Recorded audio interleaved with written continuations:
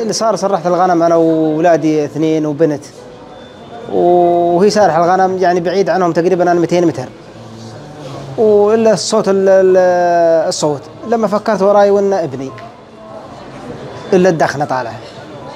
حين رجعت عليه أركض، وولاد ظلوك بعدين عني يمكن 50 متر البنت والولد الثاني.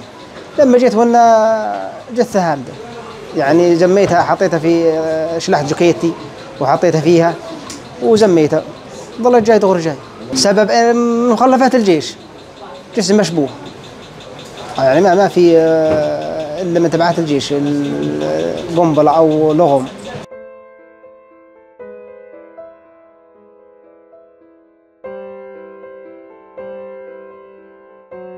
في الصباح الباكر قام أحد المزارعين هو وطفله بإخراج أغنامهم إلى منطقة قريبة من حظيرة الأغنام، وأثناء تواجدهم في المنطقة عبث ابنه في جسم كان ملقى على الأرض فانفجرت به. الطفل اسمه محمد ياسر علي رشايدة، يبلغ من العمر 7 سنوات.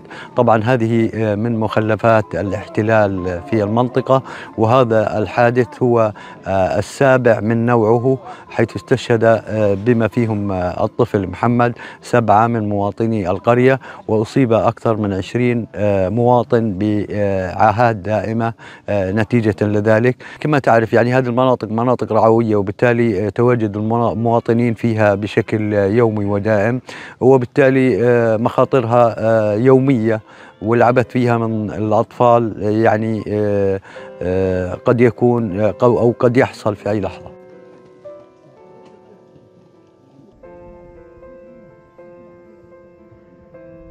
والله المعاناة من الخطورة اللي حوالينا، يعني في عندك قنابل يكون حوالي مدفونات من تدريبات الجيش القديم، ويكون المدفونات يعني في قنابل عندك يعني تكون مدفونة، يجي ولد بيدق عليها، يعني تكون الكبسونة مش مضروبة، يجي على ولد بيدق عليها وبتنفجر فيه، يعني تكون على وجه البلاد، تكون مغروزة في الأرض والفراش طالع منها بيضرب عليها، زي كيف الولد هذا اللي راح الله يرحمه.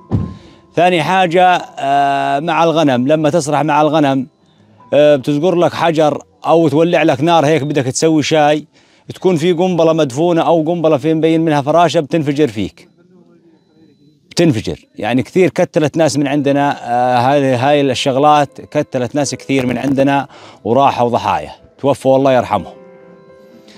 فإحنا نطلب من الأجهزة الأمنية وكل اللي خبراء المتفجرات في أن يسعوا في هذه القضية ويحلوها.